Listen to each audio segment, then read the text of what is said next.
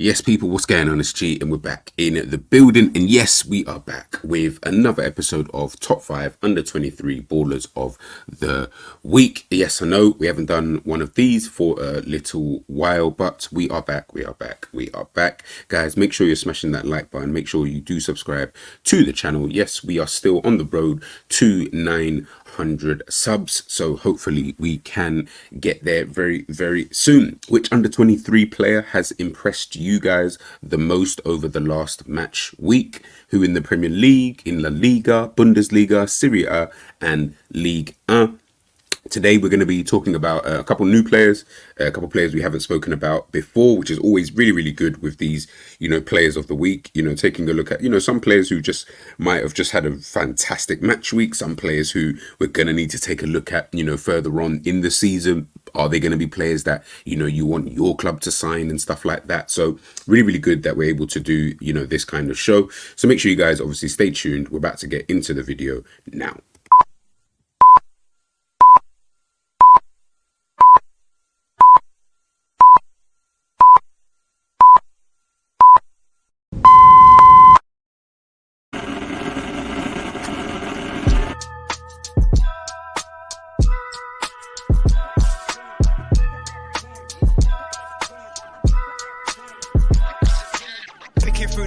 Now you know I'm coming through. When the growth look good on you, best believe they wanna screw now. I've been trying to climb, devil threw me in the dark. Baby, don't be insecure, you can still go make a mark like blow. Could never let them drain my soul now. Blow. Table turning like doorknobs, wow. Blow. I think I'm about to set sail. I'm a walking, living legend, walking with my chest out. Life keep dealing me cards, I keep feeling it. Yes, people, what is going on? It's G, and we are back with the top 5 under 23 ballers of the week. As I mentioned before in the intro, really do like doing this show.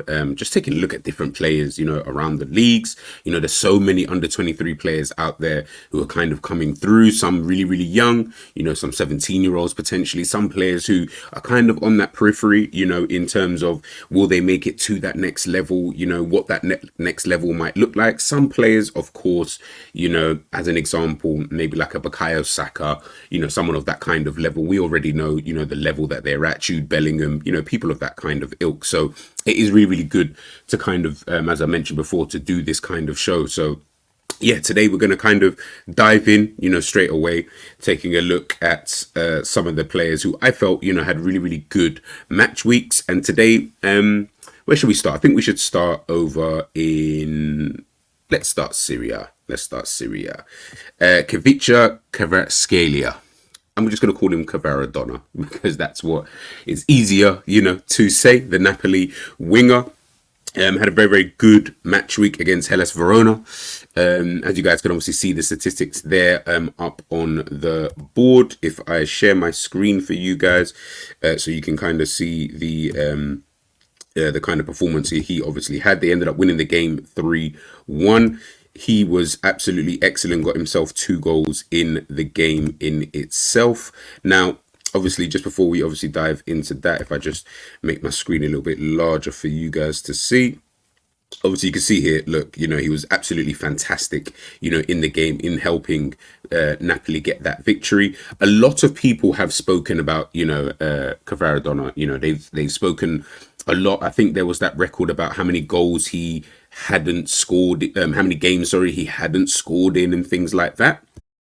And, for me, one of the things I used to always think is sometimes, obviously, of course, I've seen Mo Salah do it.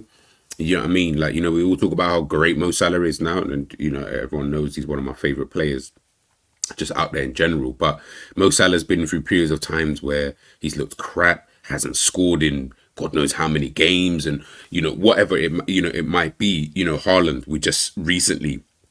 Haaland just scored, at the weekend, for Manchester City in their victory. He'd gone a few games without scoring any goals, for Manchester City, but still, I think he's the top goal scorer in the Premier League. Fantastic, one of the best, if not the best striker in the world at the moment. So, sometimes these top players, they're going to have, in my opinion, they're going to have these kind of moments. They're going to have these kind of periods where you are a bit like, oh, what's going on and blah, blah, blah. And it is difficult. It is difficult because at the end of the day, when it comes to someone like Kvaratskhelia, it's a tricky one because it's been one season. So we don't know if it is a one season wonder. I'm not saying he wasn't good before. I'm not saying that he, didn't perform before at his previous club before he got to Napoli. But obviously, in terms of the level that he set for himself last season, of course, people just want to continue to see that. People just want, him to be able to perform at that level all the time, every single game. When he doesn't for one game, unfortunately, as they say, if you come for the king, you better not miss. It's one of those kind of situations. And if you're not really prepared for when you do get to that top level, when you do get to that top level of consistency, when you do get there, if you're not prepared for the criticism that is going to come with when you're not performing, when you're not doing as well as you probably should be, then of course some players can't really hack it. Hence the term one season wonder, because they can't really maintain those kind of levels. I always felt like, listen, man, Kvaratskhelia is still one of, in terms of in form, wingers, he's still one of the best left wingers, top three in my opinion, that are out there at this current moment in time. Yes, he was going through a bad period, but recently, he's been really, really good. And, in this game in itself, again, 2 goals, helping, Napoli to that 3-1, to that 3-1 victory. And if we take a look here, if I just show you guys, obviously you can see the stats for 77 minutes, got himself 2 goals, got himself 3 shots in total in the game, obviously scoring from 2 of those, created 2 chances in this match, shot accuracy 2 out of 3, touches in opposition box, he got 5, successful dribbles 1 out of 2, 1 pass into the final third, crosses, accurate long balls, recoveries, Jules 1, 4 out of 7, so again trying to show that little bit of defensive work as well. In my personal opinion, he is just one of those kind of players, man. I think, yes, we might not always see, the fantastic, Kvaratskhelia. We might not see him, I don't know, scoring in every game like we were kind of seeing, last season and stuff like that. I'm just taking a look, at his stats, for this season in Serie A. He's played 9 matches in total. He's got himself 3 goals and 4 assists. So that's 7 GA if we're going to add everything together. So again, in my personal opinion, that's absolutely fine. Do you know what I mean? For someone like him, I think that's fine. I know, again, are we expecting him to have plus 9 GA and stuff like that? For me, it's just one of those kind of things, man. Like, at the end of the day, I believe, he's doing absolutely fine. He is putting himself, back into that kind of mode, back into that kind of form. And alternatively, if we take a look at where Napoli are in the Serie A, we can see they are obviously 4th. If I just enlarge on that for you guys to see. So yeah, they're 4th in Serie A at this current moment in time. 5 points off of the top of the table, 9 games played. We've still got a long way to go. Obviously, I know they won the league and they kind of won it a little bit at a bit of a canter, to be honest with you. But I believe they'll be there or thereabouts. Whether they win it or not, obviously remains to be seen. Whether it's just going to be a one season thing, who knows? But, for what they did last season, both in Serie A and in the Champions League, I think when we look at players like Maradona, Osimhen and stuff like that, you just got to allow them to kind of continue doing their thing. And what a lot of people are doing is, of course, rival fans and stuff like that. We're putting a lot of pressure on other players and other teams, especially ones that we might not think should be in their positions or should be in the positions that they are currently in at this current moment in time. But as you can see here, it's 9 games. Nobody's winning the league, after 9 games. Whatever you do now is not going to affect, like right now, in my opinion, in terms of if they lost this game, I don't feel like it's going to have too much of a major impact, towards, the back end of the season, because ultimately you've got so many games that you still have left to play. So, we'll just wait and see. But Kvaratskhelia obviously was my Serie A player of the week. Now, if I stop sharing my screen there. Now, we'll take a look at, we'll head over to the Premier League. We'll head over to the Premier League and we'll take a look at this guy. Here is another really, really good player, and a player who been blighted with injuries, as we know, over the last couple of years. And every time he was getting an injury, it was always just at a moment in time where you're like, you know what? He's looking good, and then bang, he would get an injury, and his injury seemed to have him out for time. It doesn't ever seem to be just like a little small, kind of injury. Always seem to be out for long periods of time, and that's obviously Pedro Neto. Even when Liverpool signed Diogo Jota, I wanted Pedro Neto, but then obviously I think he ended up getting injured anyway. either prior to that or in that same season that we signed Diogo Jota. So it kind of looked like a bit of a masterstroke that we never actually signed him. But then Diogo Jota ended up getting himself injured anyway in that season. But Pedro Neto, man, can play on the right, can play on the left, whatever. Play through the middle. I've seen him play as a false nine, when, Wolves have needed it or when they've just not had any strikers. And, him and Podence, they'll kind of try and do their thing with Adama, back in the day.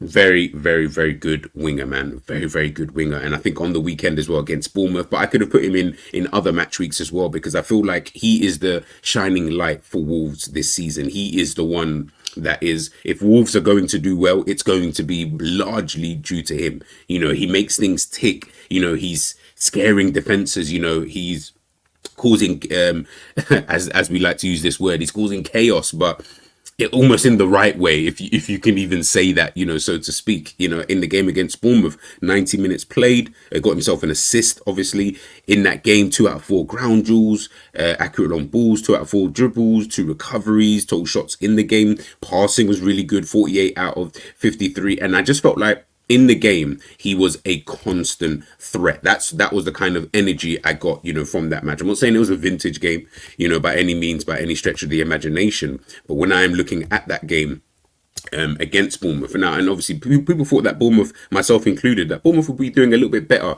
than they have been doing, this season. But ultimately, Wolves, I wouldn't say, they got that shot victory against Manchester City. Again, Pedro Neto, playing absolutely brilliantly, in that game. But I feel like they're kind of just going along. Do you know what I mean? Like Wolves haven't been, I can't remember the last time they were out of the Premier League. Do you know what I mean? And they're trying to, if not become that team that are, yeah, we know Wolves will be in the Premier League next season kind of thing. Yeah, they'll have a couple of dodgy seasons here and there, but in a general sense, they're going to stay in the Premier League or for as long as they possibly can.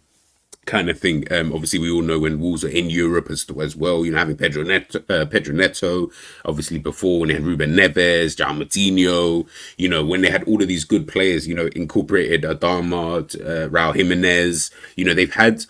And even looking at this team, they've still got good, decent players, in there. Gomez, obviously good. Neto's obviously good. Hwang on his day can be good. Cunha, bit of a weird one, but he can be good, at times. Nori, he's good. Kilman, he's good. Sarr, the goalkeeper. Even Dawson at the back there, who's like a rock. He's like the leader, in that back line. I think they have got a good nucleus of a team. It's just really about, I guess, almost trying to push that gap, because of course when the top teams keep getting better and better and better, it's then for the teams below that to try and bridge that gap to that next level. And in someone like Pedro Neto, I believe, I don't see him stay. The only way I see someone like a Pedro Neto potentially staying at a Wolves is just no one can afford to buy him. The price might be too high and stuff like that. That's the only way I can see someone like him. But if he keeps continuing this form from this season, if he can just stay injury free. When I say injury free, by the way, I'm not saying man can't pick up no injury whatsoever. Like he can't be out for a game, I don't know, hamstring or something like that. I'm not saying that, but I am saying, the big injuries that he has had, prior to this season, if those just can stay away for the next couple of years, oh my goodness, I think we now then will have one of the better wingers out there, another up and coming winger, kind of thing. Well, I say up and coming, but he's been around for ages, but you know what I mean, the next one that we're potentially looking at, if he continues form and stuff like that, can he then take it to another level? Because at the moment the level that he is showing, especially this season, is really, really good. So I've been thoroughly impressed with him this season. I really, really have, and he's definitely a player. Like I said, I just worry about the injury. If he can, if that can be, sorted out and it's not going to be a problem, in the future, then that's definitely a player I would look to, try and sign. But we'll wait and we shall see. Now, moving on, we'll move on to La Liga. Actually, if I just take a look here. When we're looking at La Liga, now this is a player I've already spoken about before. In my opinion, in terms of in Europe's top 5 leagues, probably the best performing Brazilian at this current moment in time, potentially. Obviously, we could argue potentially other players if you want, but I feel like it has to be Savio of Girona. Girona have been excellent this season, joint top of La Liga with Real Madrid at this current moment in time, 1 point in front of Barcelona as well. Him again on the wing against Almeria this weekend, really good performance. 80 minutes, touches in opponent's box. He got 4 goals. He got himself 41 touches. And again, it's the defensive side of his game, which I really do like about him. He's a bit of an all action type of winger, kind of thing. He can excite you going one way, but then he can also help off the ball and stuff like that. 6 out of 7 ground duels that he got there. Can't remember what the 3 out of the 4 is there. Didn't put it in. Shot accuracy, 1 out of 1.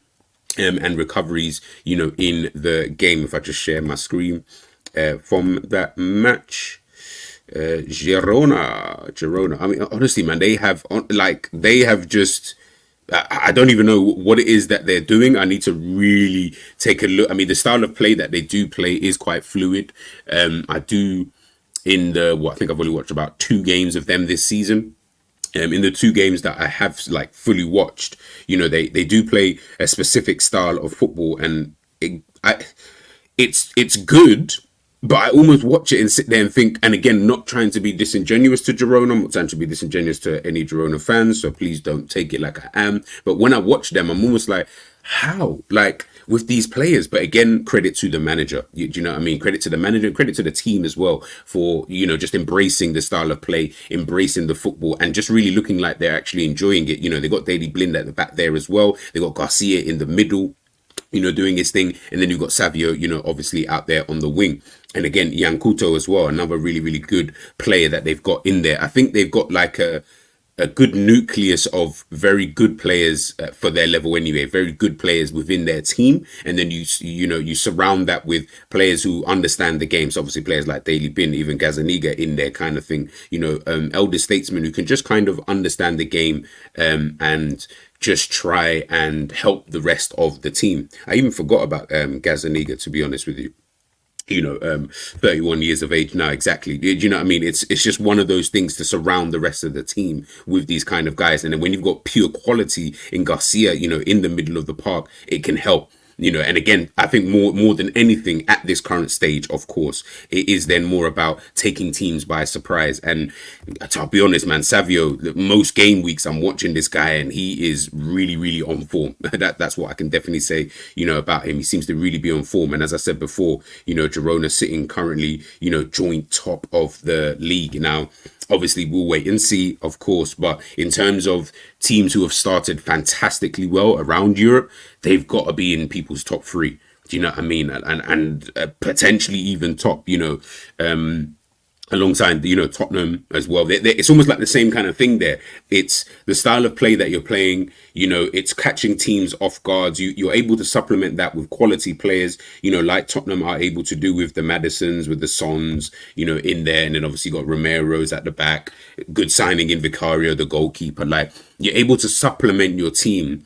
And you're playing a style of play that suits the players that you actually have. So once you do that, I guess the world really is your oyster, to be honest with you. And Girona, again, like I said, they are doing that this season. How long it may continue, I don't know. I don't think it will last that long. I think potentially Barcelona, Atletico Madrid, Real Madrid, once they start to not even start, but just as the season kind of goes on, you end up just kind of getting yourself into that kind of groove and things like that. But again, that's just me going based off of the last 10 seasons as an example. I could be completely wrong. Girona might be able to withstand that and this might be a year where, who knows, I always feel like, in some seasons you get like those weird seasons where there's always surprises, teams, I'm not saying in terms of teams winning the league, but just in terms of teams finishing in certain positions where you're like, okay, so what, they finished there? Okay, well, that's a team to potentially look out for. Obviously, we saw with Brighton, last season, where they finished in Europe for the first time, and you're sitting there thinking, wow, again, manager, style of play, all of these kind of various different things start to come into play. So then you start to think maybe this might be, something potentially moving forward, but we'll obviously just have to wait and see. But yes, Savio for Girona is my La Liga player of the week. Now let's take a look at Where should we go? Should we go Bundesliga or should we go Ligue 1? Let's go Bundesliga. Let's go to the Bundesliga, and we're going to take a look at another Stuttgart player. Actually, that Stuttgart seem to be having quite a lot of few players that I've put onto this. I put into this player of the week, and that is Anthony Rout, fullback for Stuttgart. They played this weekend against Union Berlin. They won 3-0 away. You know, they've been getting odd victories. I mean, and again, you know, they're another team. When you look at them, if I share my screen, well, we'll talk about Anthony first. 90 minutes in the game, got himself an assist, 9 recoveries, 4 out of 5 ground duels, 3 out of 4 tackles, 56 out of 65 passes, 88 touches, and 6 passes into the final third. You know, really, really good, you know, performance from him. If I just share my screen for you guys, because again, you look at the league table and you're just like, what's going on here? Again, another team, you know, surprising everybody, you know, ahead of Bayern Munich. And you can see they're currently sitting second in the league. And this is what I'm saying.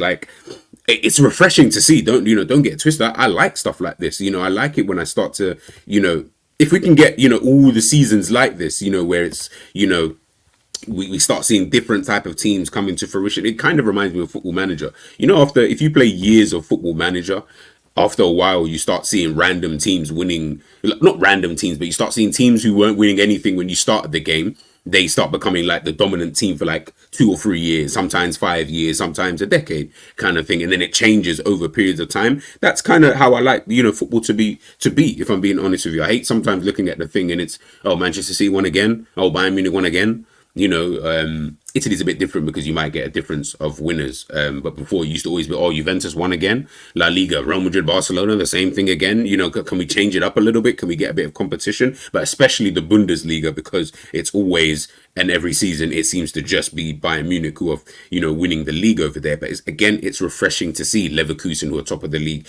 Stuttgart, obviously, in second. You've got Bayern Munich and Borussia Dortmund on the same level of points, you know, this season. RB Leipzig only 3 points behind there. Again, it's that competition. But when we're looking at Anthony Rout there, if I just make that a little bit smaller for you guys, as I mentioned before, really, really good performance. And I think he's performed pretty well this season. Not been in my team of the week, so to speak. But he has performed quite steadily, in my opinion. In any game that I've had picked a Stuttgart player, he always seems to be a player that kind of just performs steadily, you know, within those kind of games. So again, taking a look here, clearances, just the ones I haven't really mentioned. Clearances, defensive actions, 8 recoveries. He got himself 9 in the game, as I mentioned, with the ground duels. 3 out of 8 only, 1 in terms of aerial duels. So that might be, you know, something that he might want to potentially look at. But accurate long balls, 3 out of 5 touches in the opposition box. He got himself 1. As I mentioned, passes into final third, 6. Chances created, 1. Obviously got himself an assist, got himself a shot off at goal, played the full 90 minutes. And yeah, I think a really good all-round performance from him, both attacking and defensively. So he is my Bundesliga player of the week. If I stop sharing the screen there. And we will head over to Liga for my last player of the week. And that is Kreslane Matsima. Again, another defender. There's a couple of defenders I put on this week, but I've tried to, you know what I mean, spread it out, defenders and attackers, you know what I mean? You know, can't be showing bias, you know, to only attackers and stuff like that. It's not only just about the goals, it is about the defending. Again, really, really good performance from him at the back there, in my opinion. Obviously for Monaco this weekend, beating Metz 2-1. And you know, again, Monaco sitting top of Ligue 1 at this current moment in time. I'm absolutely loving it. I'm loving the fact that I'm seeing some of these teams, as I mentioned before. But Matsima, 90 minutes played, got himself an assist, 102 out of 106 accurate. That is mad. The fact that you played 106 passes in the game is mad. But then you only misplaced 4 out of the 106. That's crazy. That's crazy. Yeah, that is very, very crazy. Now, granted, watching the highlights of the game, granted, they were some passes just, you know, the typical pass at the back and all that kind of stuff. So, and they did, you know, kind of dominate, the possession and the ball at times. So again, context, I'm not saying that, they had 76% possession in the game, in itself. So of course they're going to dominate the ball, but ultimately, regardless, I don't see many players having that kind of volume of passes, and the fact that he was able to have that is crazy. 6 out of 11 ground duels, 10 recoveries, 26 passes into the final third. By the way, guys, he is a defender who plays centre back, and you are having 26 passes into the final third, 119 touches in the game, which is so mad. 119 touches in the game, 106 of those are just passes alone. Do you get what I'm saying? 106 of those are passes alone. 3 out of 5 aerial duels. That for me is kind of crazy. It's kind of crazy. Like when you're looking at the stats and stuff like that. Obviously, performance was really, really good. He looked quite assured of himself at the back there. If I take this off for you guys to see, yeah, as I mentioned before, he looked kind of assured, at the back there. For Monaco. I know that the scoreline was 2-1, so it looked a bit tighter. He did get himself a yellow card as well, which probably would have bumped him. Excuse me, probably would have bumped his score up a little bit, according to football. But in a general sense, I did feel like he was quite, dominant at that back there. And I didn't really feel like Mets were ever gonna. I know they scored, but I never really, watching the highlights, it didn't really seem like they were gonna really do much, for against. Should I say, against Monaco. And as you can see here, as I mentioned before, they're sitting top of the league, 2 points ahead of PSG at this current moment in time. Nice is still up there, Lille not to, 5 points behind, Brest there 5 points behind. It's like I said, man, it's refreshing. But in terms of Matsima, like I mentioned, a really, really good all-round match week from him. Created 3 chances in the game. He was only dispossessed once. Accurate long balls, 3 out of 4. Tackles 1, 4 out of 4. 3 out of 5 aerial duels. One was fouled twice in the game. Really dominant performance, man, in my personal opinion. And I don't think the scoreline even reflected that, to be honest. They should have been a lot more dominant. As I mentioned before, they had 76% possession of the ball. 27 shots, 13 shots on target. They missed 2 big chances in the game. They should have been doing a lot better in terms of being a bit more clinical, but ultimately, who cares? They were able to obviously get the victory. But yes, Matsima is my League player of the week. But yes, people, we've come to the end of the video. That is my top 5 ballers of the week. So we take a look quickly again. You got Savio of Girona in La Liga. Obviously, we've got Matsima over there in Ligue A for Monaco. We've got Kvaratskhelia, Napoli winger, put in for Serie A player of the week. And obviously, we've got Pedro Neto of Wolves in the EPL. And then we've got Stuttgart's Anthony Raut with a very solid display. Guys, let me know in the comment section, who do you think I should have put in? Was there anybody else who kind of, you saw and you felt like they should have been put in for this match week? Anyone I should be on the lookout for? Or any of the players I've spoken about, players who we should be looking out for the future, outside of obviously Kvaratskhelia and probably Pedro Neto? Are any of the other 3 players that you guys would like to see play for your team in the future? Let me know in the comment section. Make sure you like, make sure you share. Please, please, please make sure you subscribe to the channel. I'm G and we are outie.